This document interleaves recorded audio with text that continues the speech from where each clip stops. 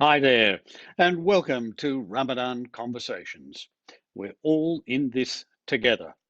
It's a phrase that's well used, but at the moment has a particular meaning for those of us in Australia and around the world where COVID-19 is meaning a Ramadan where we're spending it in a virtual conversation this evening, a virtual iftar. I'm John Cleary and the host for this series of conversations presented throughout this very different Ramadan, brought to you by the Affinity Intercultural Foundation of Australia. Yesterday, our program was in recognition of World Press Freedom Day. Today, we're going global for a special episode from Rome, Italy. And Ramadan, of course, is characterised by the iftar meal, the breaking of bread among friends and relatives.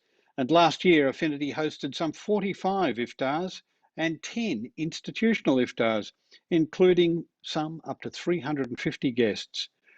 This year, COVID-19 has made that impossible. So Affinity has decided to carry Ramadan to an online platform. Ramadan Conversations is a daily 1 hour live Ramadan conversation. Each episode will be streamed and later you can download it on from Affinity's YouTube page. Now, as a former broadcaster with the ABC, and I've had a special interest in religion. It's my great pleasure this evening to host these conversations together with a number of assistant hosts drawn from the Muslim community around Australia to assist us in our journey. Tonight, we're once again joined by Dr Mujgan Berber. Dr Berber is an educationalist with a particular interest in history, and she's currently working at Sydney's Amity College as the Compliance Manager, Community Engagement Coordinator, and an HSC teacher. Dr Berber, welcome to this conversation. Thank you, John. It's nice to be back again with you. Mujgan, a few nights ago, we shared a conversation with Hong Kong, and tonight we're off to Rome. It's quite stimulating to find that our virtual iftars can bring the world to our table, and to find that when we are able to share, we find so many things we have in common across countries, cultures, and faith traditions. Conversation, it seems, can be a door to a whole new world. Is that why you've got such a commitment to interfaith dialogue? Yes, definitely, John. I strongly believe in the fact that when people communicate and find out about each other, then their presumptions about each other and presumed beliefs about the other faith just automatically disappears. And I think that once they find out that they're both human beings, or two people having conversations find out that they're both human beings, they realise that there's more commonalities between them than differences. Yes. Well, tonight we're going to continue that journey with the aid of music. It's time to turn to our first guest, joining us from Rome, and he's described as both a singer and a cultural mediator. Maurizio Di Veroli. Born and raised in Rome, Maurizio is of Jewish heritage, trained as a vocal coach both in Italy and Israel. He's committed to promoting intercultural understanding through the art of music, particularly in the Jewish tradition. Welcome, Maurizio. Welcome, Now, Maurizio. Hi, everybody. great to have Hi, you with How us. are everybody. you? Ramadan Kareem, and Thank you. a good month of May. Indeed. Well, look, you're It's a a popular pleasure. artist. You're a popular artist, and you utilise your art, particularly singing, as a vehicle for interfaith understanding. So, why do you do it? And what does the magic of music add to what could be seen sometimes as a rather dry discussion? Okay, why I do it? Um, I, um, since I'm a child, I was raised in an environment that is not only Jewish. My family is deeply Jewish. Um, traditionalist, and I became more observant, and I started learning more about Judaism. But I went to public school all my life, and I've always been used to confront people from different religious groups and ethnicities. So at a certain stage in my life, I decided that I wanted to combine things that I'm interested in, which is music and what is this noise? This noise is an airplane going past top of my house at the moment. Oh, It's like okay. Okay. it's like a helicopter. I think it's an helicopter. Sorry, Okay. Maurizio. Okay. No problem. No problem. So I decided that I wanted to combine the things that I'm interested into, and I decided to use music as a media to arrive to those people who have more difficulties to understand the principles of my identity, and I realized that it's very powerful because whereas words don't really arrive, then music, melodies, and rhythm can shake emotionally. Words are often something that arrives more intellectually. I wanted to add something that arrives to the soul. So that's why I created some shows that are like virtual journeys into Jewish culture, in which every song is a part of a virtual path, and Is that every sorry, song is Maurizio? introduced. Sorry, Maurizio, just to cut you there. Is that the musical project that you developed called Progetto Davka? And can Exactly, you tell us a Progetto little Dafka, bit yes. about, yeah? And Yeah, Progetto is project, is it? Right? exactly, Project. exactly. And Yeah, Davka, does that mean annoying? Is that annoying? The no, word dove? No, no, it's different. no. Something. No, okay. You'll tell us, I think. Okay, Um, Dafka in Davka? Hebrew, Dafka, it's a Hebrew word, Yes. which is very difficult to translate. It Okay. means in response. It means on purpose, more or less. It's very difficult to Yeah. translate in another language. Well, Yeah. It's What something that does you do.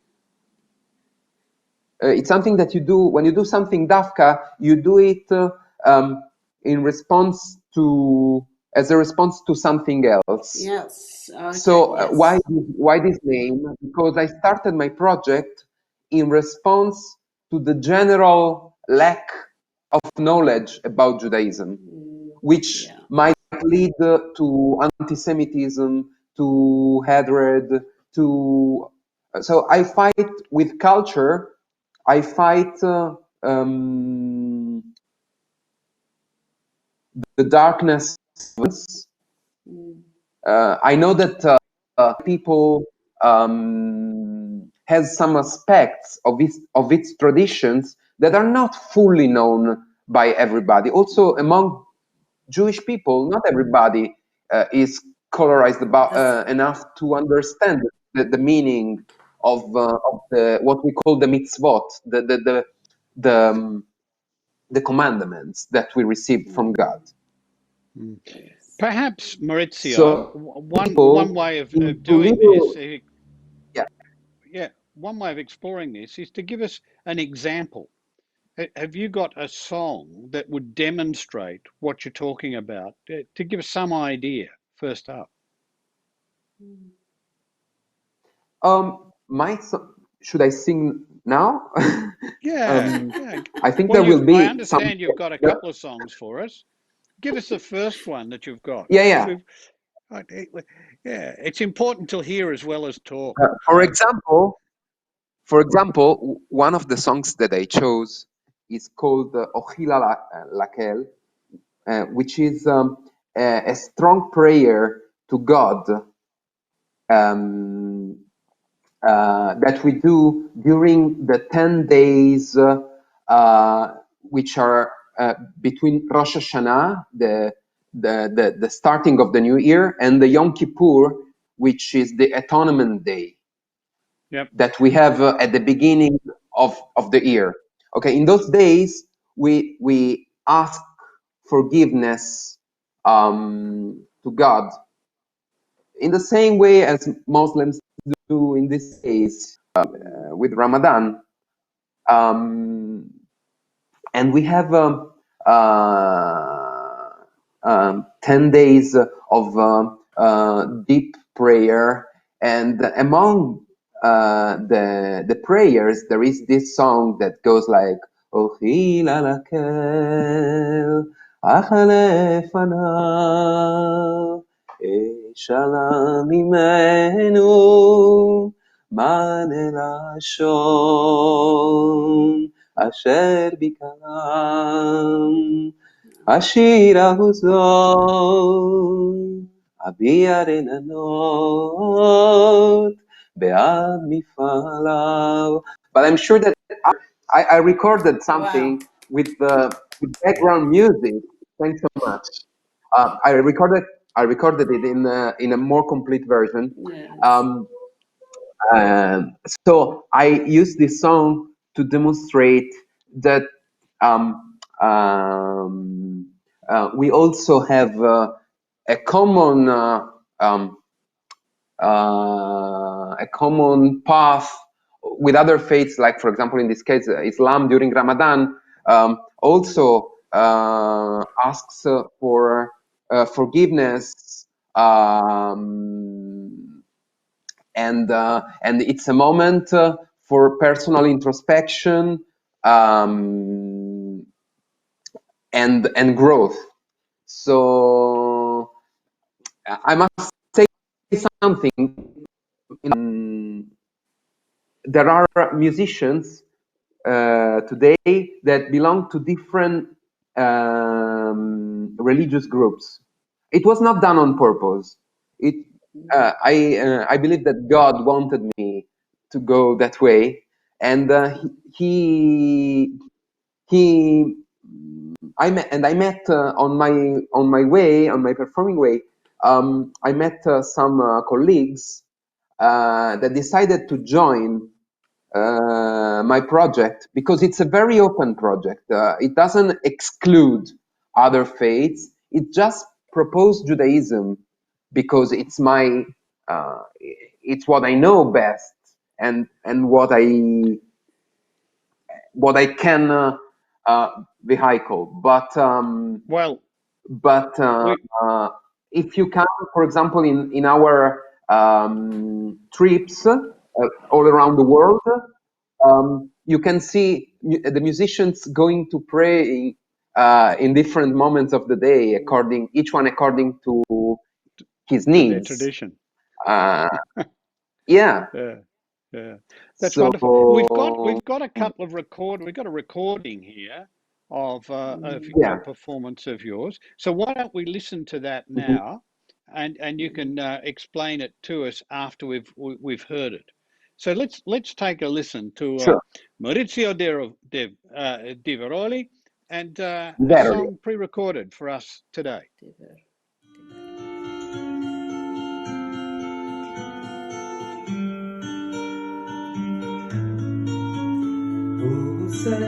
Shalom Imrama,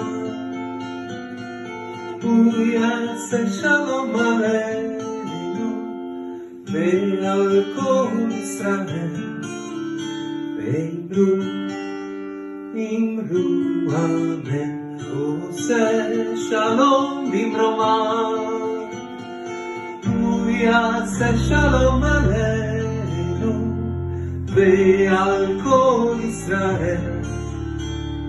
Ve'imru, Imru, Amen. Yase Shalom, Yase Shalom, Shalom Aleinu ve'al kol Israel. Yase Shalom, Yase Shalom, Shalom Aleinu ve'al kol Israel. Yase Shalom, Yase Shalom, Shalom Aleinu ve'al kol Israel. Yase Shalom, Yase Shalom, Shalom Aleinu ve'al kol Israel. Yase Shalom, Yase Shalom, Shalom Aleinu ve'al kol Israel.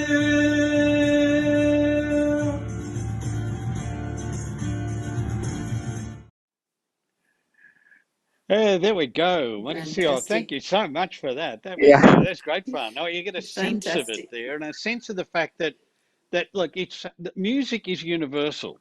So you can discuss yeah. doctrine, but music you feel, you get a sense of what the culture is by the way it moves Hmm. in, Mm. in a way. Muzga. Okay. Yes. Um, So yes. this song is kind of happy, and the text is taken from the end of all the Jewish prayers. It says, um, "The one that does peace, shalom, salam, okay, Salam. Yes. may concede peace to us, to all the Jewish people, to all the world." Mm. Now, in Hebrew, the word peace is done by the letters, by the root, as a root, shin lamed mem, Ma'am. uh, um, that are also the um, the letters of the root uh, integrity. Uh-huh. So I believe that real peace comes from integrity. If you are um, full with yourself, and if you behave in a good way to other people, you can reach a level of connection with the Creator that is it's kind of difficult to explain by words, but it's a kind of sense of integrity with Him. Mm. Can I ask Maurizio just there? You do a lot of interfaith dialogue work, utilizing Yeah. your music, I think, as well. So, what sort of work or projects have you organized with interfaith institutions like Tavera Institution in Rome, in Italy? Yeah. What sort of work or projects have you done with them? Yeah. Te- So I'm very honored to know Cenap and the Istituto Tevere Tavera. because they are they have a very interesting project to welcome other faiths to have interfaith meetings and discussions in their site. So Mm. it's really nice because it's like uh, there are people from many religions, not only Jews, not only Muslims, There are Christians, there are non-believers, there are Buddhists, Baha'i. There is it's Yes. really nice because we can give we can testify that it is possible to meet, it is possible to talk, it is possible to stay as we are with our tradition and our differences, but still be friends, still be in touch and supportive one for each other, Yeah. and that's why I'm often invited there to talk and sometimes to give some vocal experiences, as I call them, Yes. of our Well, music. Maurizio, you, And you've given us a wonderful hopefully one example day, of that tonight. Yeah. Hopefully yeah, one day you can hopefully come to one day, Australia. yeah, we would be very, very happy to arrive there. We have been now we have just returned right before the coronavirus spread all around. We've been in a European tour that led us in Oslo, in Krakow and Istanbul, and hopefully soon in Sydney also. That would be great. Hopefully. That would be great. Maurizio, thanks for joining us. Sorry we've had to cut it so short. I'm sure we could Yes. extend this into a major performance, but we do have some more One of more. your music to play before we Yes. say goodbye. So We let's say. have another example of one of your wonderful expressions, Maurizio Di Veroli, on this Ramadan conversation. It's been great to have you with us.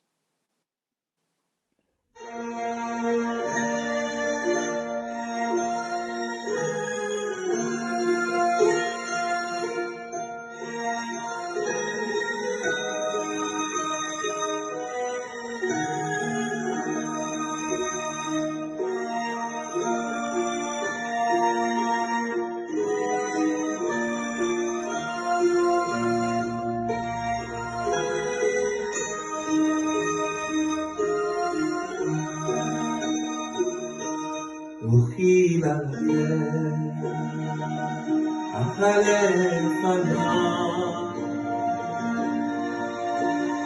ושלם ממנו, מלא לשון. רוחי ללב, אך הלב פניו,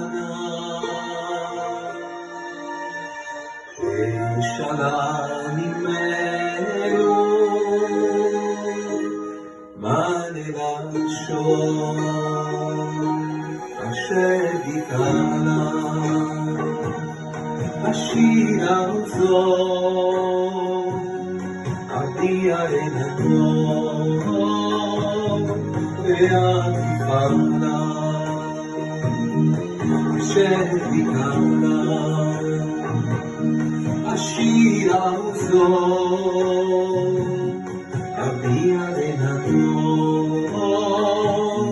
ואביפנה,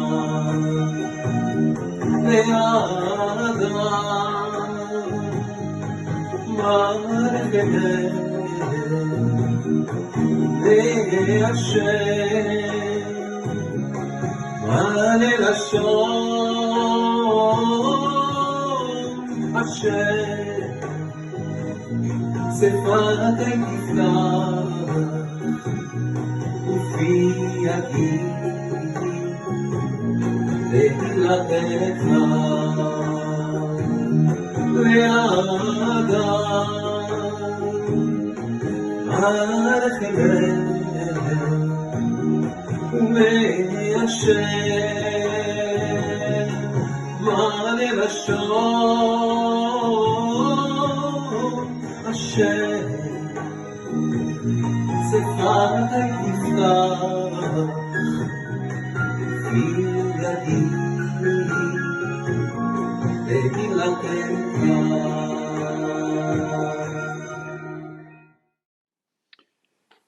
Maurizio Di Veroli, our guest from Rome, Italy. And next this evening, we're going to meet somebody referred to by Maurizio in our conversation. It's Cenap Mustafa Aydin. Cenap is co-founder and director of the Devre Institute. He was born and raised in Istanbul, a city historically linked to many who are interested in history and tradition, once called the New Rome. Istanbul and Rome inextricably linked by Constantine, the first emperor who embraced Christianity. This is where our guest first received his first degrees in sociology and political science at Bozic University. In 2004, he moved to Rome to study theology and Jewish-Christian relations at both the Gregorian and the Angelicum Pontifical Academies. He's had a special commitment to interfaith relations, as seen in his roles as academic coordinator at the Jacques Maritain International Institute, named for the renowned Catholic scholar, and as co-founder and director of the Tevere Institute, inspired by the Islamic Hizmet movement of Fethullah Gulen. Cenap is also a member of the national governing body of Religions for Peace in Italy. Mujgan, perhaps you can begin our conversation. Will do, John. Merhaba Cenap Bey. Welcome to Merhaba, our hello. program. Cenap Bey, after studying in such a most prestigious universities in Istanbul, in Turkey, Boğaziçi University, what made you decide to move to Rome in 2004? Actually, no, thank you very much for this welcoming introduction, very generous. Thank you, John. Thank you, Mujgan. I'm very interested in sociology of religion since my first studies in Istanbul. So I was very into the study of religions, especially Judaism and Christianity, which are part of the Abrahamic religions. And in Istanbul, they have a very long presence, of course, older than Islam in Istanbul. So during my studies, I would like to learn more of these religions. And I discovered that in Istanbul, there are not so many possibilities to deepen my knowledge about both religions. So I was looking for a program, and I found this international program for non-Catholics who would like to learn more of Catholicism and related to the Judaism. So I get a scholarship from the Holy See to the Vatican, from the Vatican, Pontifical Council for Interreligious Dialogue. Then I have started my journey in Rome, and then I stayed on. Wow, that's terrific. Well, Cenap, you now live and work in the heart of Rome. I believe you pedal around the cobblestones to keep fit. It's a city which historically is a sister to Istanbul, as I mentioned. Both cities are seen as global religious and cultural centres, almost the hearts of civilizations. Each city can claim its founding role in a civilization, if you like. Yet we live at the moment through a period when politically those foundational links are very strained. Perhaps the most recent strains place us at the beginning of a period when religion perhaps can re-emerge as a platform for dialogue rather than division. Are you optimistic or pessimistic about things at the moment? Well, actually, of course, you mentioned Constantine, and we very much owe to him, especially to the Edict of Milan, and back to just before his period in Istanbul. So with him actually starting everything with the religious freedom. So in Rome, but everyone else in New Rome in Istanbul, of course, religion has become after the long decades of secularization. Recently, we are talking about desecularization, in which religion, even though played sometimes a very divisive role, now there is really a big movement everywhere in the world, because people of goodwill would like to come together and would like to give another response to the crisis around the world, to the conflicts. And I'm quite optimistic about it, because at the very grassroots level, but at also academic level, I observe so many positive developments, and people would like to really join more and more, especially my work in the Religions for Peace. We have so many friends from very different backgrounds, and they would like to work together for the common good. They would like to work together to establish bonds and bridges among people of different faiths and cultures, so that we can construct each other, each other's future, helping each other, not actually, impeding each other's development. Yes, it's interesting that freedom of religion is inextricably linked to the development of democratic institutions. I mean, freedom of the individual and freedom of religion are linked to freedom of thought, and that those rely on having a firm secular a culture grounded in a rule of law in some way. So there are links, but it's very difficult to at times to get people to jump across those links, and people who specialize in interfaith such as yourself and interreligious dialogue, I think have a potentially profound role in the way religion is re-emerging. Exactly. Freedom of religion, or right to religious freedom, if I put a more technical term, is a basic platform, as you have mentioned, for interfaith action. But I see it's a little bit, that they are producing each other. Of course, people belonging to different religions, they do need religious freedom, not only to express themselves in the public sphere, to perform their religious obligations, but on the other hand, the very presence of religious groups in the interfaith area, in the public sphere, it all helped of the further development of religious freedom, because they became the active contributors to the further development of religious freedom, not just only being present in the society with their good work, but also involving, especially if I talk about in countries where there are some majority religions, their role is crucial. How to involve the religious minorities into the public sphere, which is usually considered and defined as a secular sphere.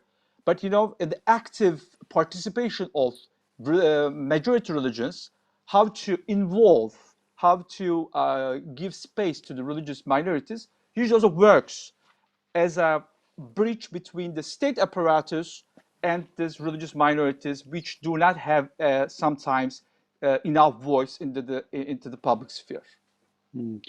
As the co-founder of the Tevere Institute, and you also have an active role with the Jacques Maritain Institute. One is Islamic in its foundations, and the other Catholic in its origins. Can you tell us a little bit about the purpose and functions of both those institutions and how, for you, they relate? Tevere Institute is founded in 2007. I'm one of the co-founders, which is essentially, yes, of course, founders are inspired by Hizmet movement, and especially its foundation is also very much related to a very historical moment for the Hizmet movement. That was the private audience of Fethullah Gülen with Saint John Paul II on 9th of February in 1998. That was a very historical moment, and then just this is actually our the heritage. We can just, that legacy leads to us promote interfaith, intercultural dialogue in the city. Jacques Maritain Institute is a much older institution, founded in 70s, and Jacques Maritain Institute promotes democracy, human rights, and mutual understanding from a more Catholic perspective. But both institutions are trying to give a more, I would say, mutual understanding to society through meetings, lectures, and trying to put together people, students, academicians. And both of them are, of course, the basic point is this: not only they are inspired by Abrahamic religions for their perspective about peace, reconciliation, and being available to the neighbor, but on the other hand, they are both inspired by Rome, the very city of Rome, because then we can talk about the religions like Christianity and Islam with their all backgrounds, just to further dialogue and a mutual understanding. But the very city of Rome historically is a city that city has been welcoming diversity, religious, ethnic, cultural, for many centuries before the emergence of before Islam and Christianity. And that's why both institutions are very proud, and we are actually very proud to have this historical resource and being Romans, and we would like to give a Roman taste to dialogue and mutual understanding. Mujgan. Yes, Janape, you describe yourself as an urban cyclist on the cobblestones of Rome, and you are also active in amateur theatre. How has COVID-19 impacted on you personally and on the work in which you are engaged with? Yeah, I'm a cyclist. I'm Brahma. If you're familiar, it's English bike, Brompton. There's a folding bike, so I go through the city. All my meetings. Sometimes I make very big surprises. Last time when I was going to the embassy of Israel for their National Day, and I was with my bike. Everybody's looking at me. People were coming with Mercedes and big cars, and I was coming with my small Brompton. But this is not only just for myself, but I would like to also give a message what I'm doing actually, because as we know in the COVID-19, we need more and more bikes, but not more and more cars. And Pope Francis, with his encyclical Laudato Si, advised again to the world that we take care of the earth as like our home. So I would like to just keep with that. But unfortunately, I was so much away from cycling because I had to stay at home. Yesterday, I got back to cycle my Brompton again. About the theater, I mean, just doing the small group, I really enjoyed that. This year's play was about food, and I was supposed to play a very Islamophobic guy who would like to, fight against Muslims who don't like pork. And I was very ready to play my role. But unfortunately, it was scheduled for 28th and 29th of March, and unfortunately, we did postponed. But I'm looking forward to playing that this autumn, inshallah, God willing. Inshallah.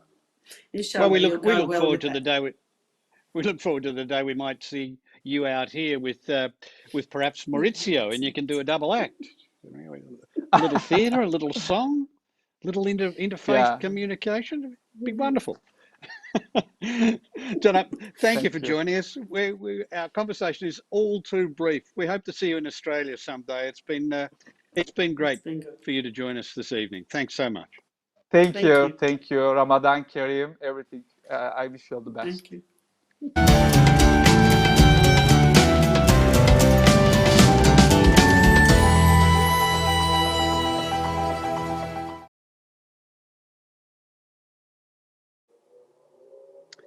And now I think there's time for another piece of music, Mujgan.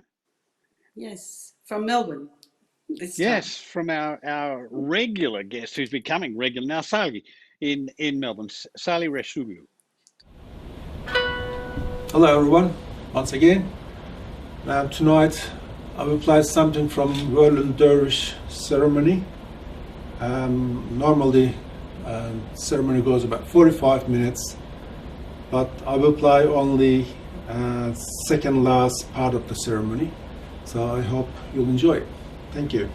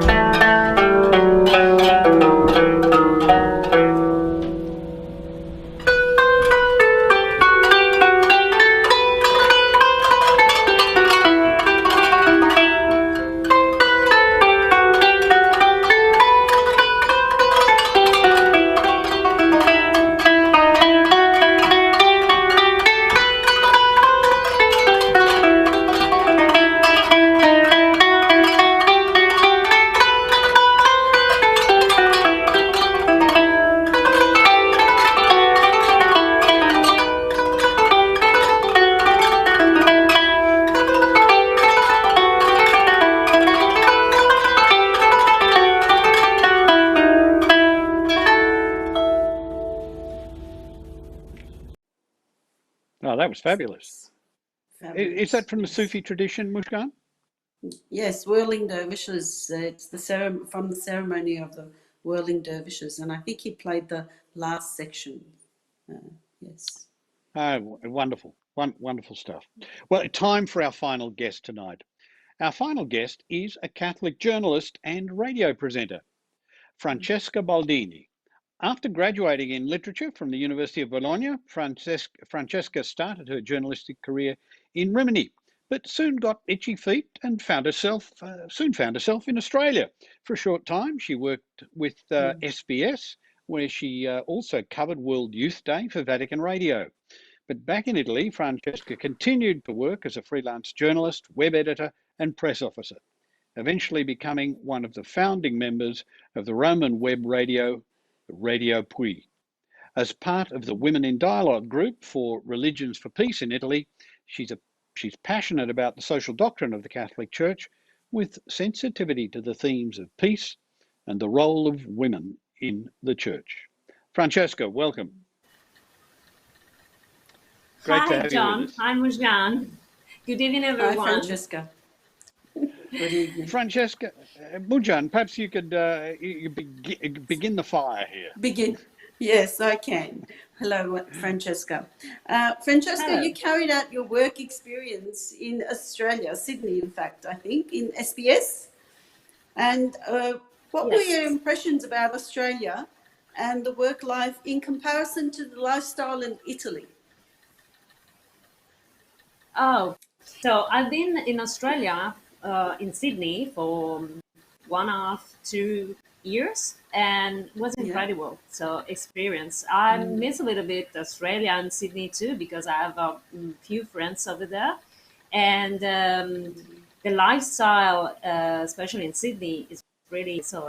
It's really good lifestyle. No, more easygoing. The contact with the nature, and so I love it. So Rome is a little bit different.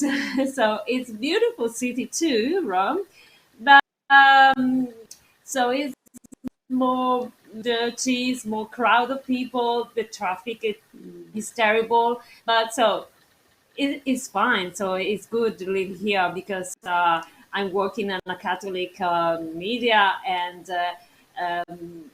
is incredible city for history and for art. So for many things, and the dialogue too, the interfaith dialogue too is really important. The interfaith dialogue in Rome and in Italy at the moment. Wow, that's Well, great. Francesca, you've had a particular commitment to the role of women in the church, and it's proved a rather difficult journey. Some women hope for ordination, but the previous pope has declared an absolute non-starter on that little track for the moment. Even Pope Francis is stepping extremely cautiously in this arena. What's your hope for this papacy? So I'm think. So I want to start from one point. So I'm absolutely sure the it's very important the role of women inside the interfaith dialogue, because the quality of women sometimes is different. No, we are more welcoming and sensitive, and I think this is really important attitude for the interfaith dialogue.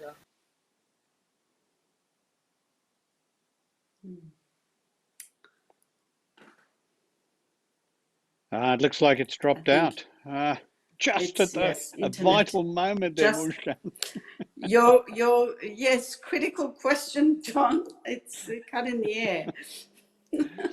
I was looking forward to the answer for that one. But anyway, Well, we'll just get back to our hope, and we might get that answer, hopefully. yes, yes, and look, it's a discussion that goes on within all faith traditions. The role, the Yes, gender balance is a question that, well, it's a cultural question as much as a religious question, often, isn't it? You find that yes, attitudes towards sexuality and gender are deeply cultural. And even though the religious tradition itself doesn't say much explicitly, all of a sudden the cultural elements seem to get grafted onto the religious elements over time. And so after two or yes, three hundred years, they're indistinguishable. that's right. Yes, you can't distinguish between them then. But yes, you're right. There's a lot of not so much. We don't. I don't think we discuss it so much in Islam. But in other religions, I think, yes, there needs to be a balance. They say all the time, there's always discussions about it.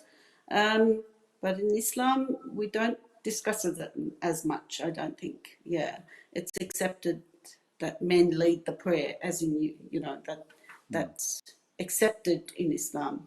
But I think with popes, and the gender differences, I'm not too sure how Christianity and Christians or even Catholics um, see that.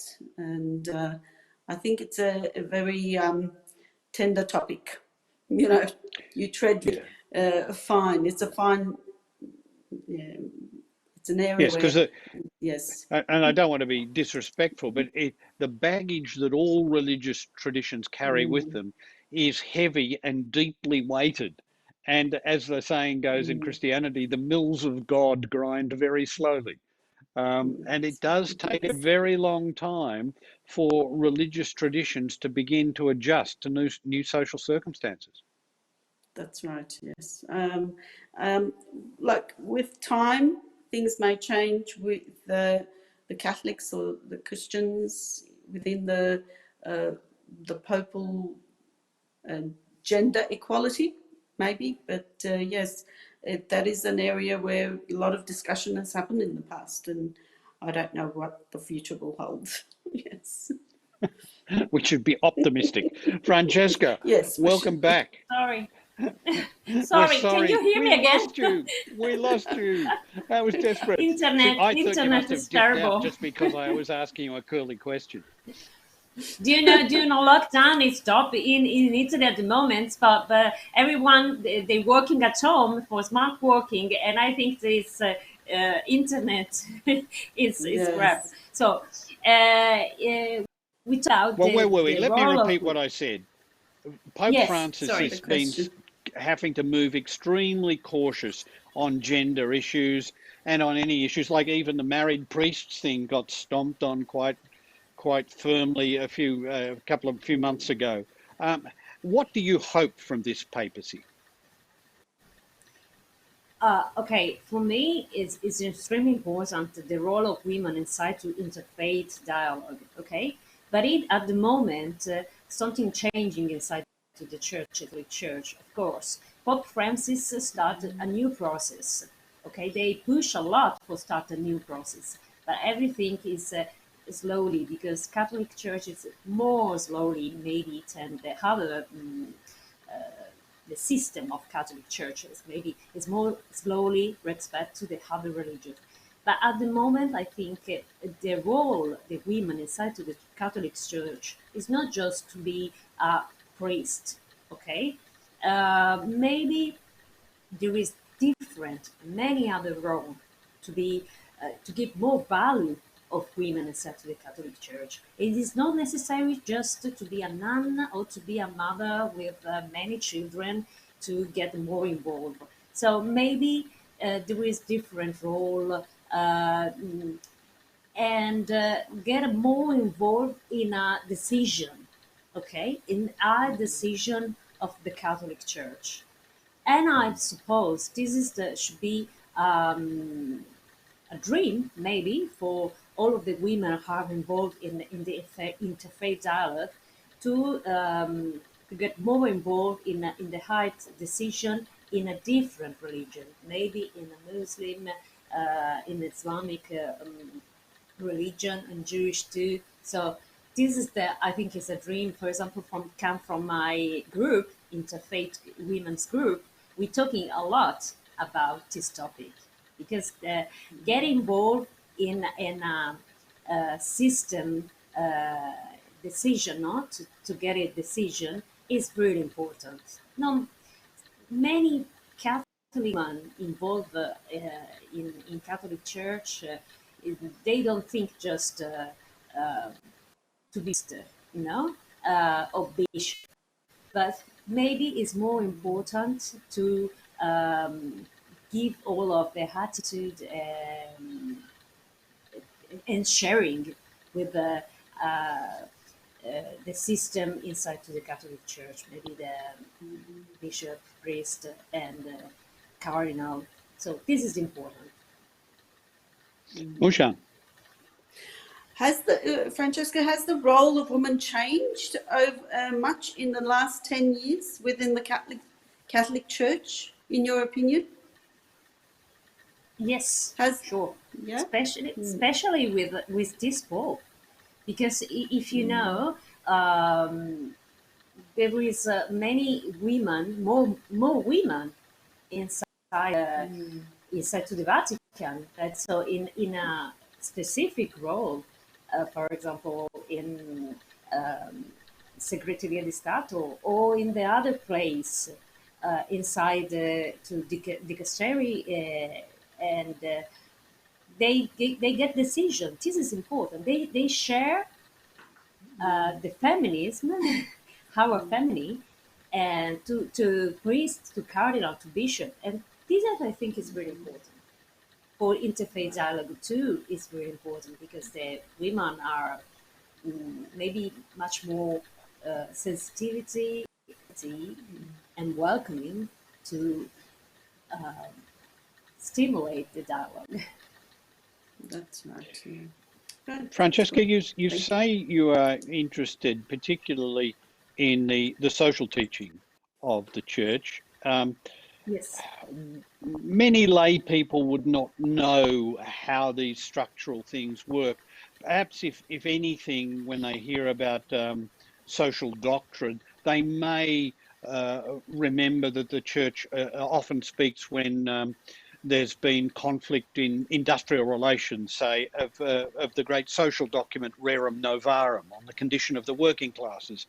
And a document like that was a very important document, not just for the church, but in changing the way people thought about labour relations in the whole of society. But that doctrine, that social teaching is over 130 years old now. You see the social teaching and the social doctrine, the documents and the way of reading those documents as providing an avenue for women. So what particular about the social doctrine of the church do you see as important in describing this new role for women? So there is many documents. Actually, one of my teacher of social say the social doctrine, the true social doctrine is the Bible, so the New Testament. So it's what I say Jesus Christ, of course. So, but in our society, especially in a globalization society, maybe social doctrine, Catholic social doctrine should be good, very good, because we put a topic very important like fighting against poverty. The women, for example, is really important. There is many documents. Of course, it's necessary to be more and more. No, every year, every no, get a different step. Out again. We've lost it again. Oh Mushkan. dear. But we're going to have to wind up the conversation anyway, which is Yes. really unfortunate because Unfortunate. I Francesca was looking- obviously yeah. has thought a lot about what she's saying. Yeah. I'm here. You're I'm there. here. Sorry. Oh, we lost you from. We You just can lost hear you for a me. minute. I don't know what's going on. Just pick up where Well, you we're left off. glad you're here with us. We lost you for about 30 seconds. So, okay, so there is for many documents. One, for example, I remember now is John Paul II. They writing years ago during the years a letters from women and talking about the role of women inside to the society. So it's really important, but I think it's necessary to be more and more. Okay, every year's not get a different step, and maybe in about 10 years the situation is going to be different again. I hope. Yeah, hopefully. Francesca, we Hopefully. all know how COVID-19 has affected Italy. And I was just wondering, how has the Catholic Church been with its support to the people and to society in this period of time? So it's really a terrible time, especially for Italy. Do you know? Many people died and still died. Yes. Over The 70. answer, yes, the answer of Catholic Church is start to through Facebook, through social network, get the Holy Mass. Okay, this is really was the first step to be close the people through social media. But now it's finished lockdown, and in a few days maybe we start again. I hope the church, hopefully. But the other thing is get more support, okay, with spiritual support through internet, and give money, of course. Give money to the hospital, give money to buy, for example, the some medical stuff. This was the concrete response. That's good. Yeah. I don't know if you. That's good. Yes, that's was fine. this Yeah. the So question? yes, definitely. So with social media, they try to join with the people, so their spirits are high, obviously, and then financial support is most important as well to the hospitals and as well. Yes, fantastic. Yes. Well, Yes. it's been a great but very problematic conversation. Francesca, thanks for putting up. I'm glad we've got some experience with working in the media, and you know how fragile these links can be. It's Sorry. been very good to have you with us. No, it's not your fault. It's okay. Can I ask you one final question? Because I missed about 30 seconds of that. You've been actively involved with the Tevere Institution, a body that works with interfaith understanding. Tevere comes from Muslim tradition. Do you pick up similarities in your discussions over the foundational issues regarding women? I'm involved just religion for peace. So Istituto Tevere is a very good opportunity for in Rome for many peoples to meeting, sharing. We do many things with Cenap. Is we are friends because I think the interfaith dialogue is we start with friendship. We are friends with Maurizio. We are friends with Cenap, and we're doing a lot of things, especially in communication ways. Of for we do, for example, descriptional reasoning. So it was incredible for know better each other, different people. So, but at the moment, I'm getting involved just in release Italy, and I think this is enough. And I'm involved in some association, Catholic association. Is enough at the moment. Francesca Baldini, look, you should hurry up and return to Australia so we can have this discussion around the Yes. table and Maybe enjoy a one good meal day. together. I Thank you hope for one joining day us. to come back. Thank We Thanks you can for so have joining much. us Turkish. tonight. Bye. Thank We you. can have. Bye.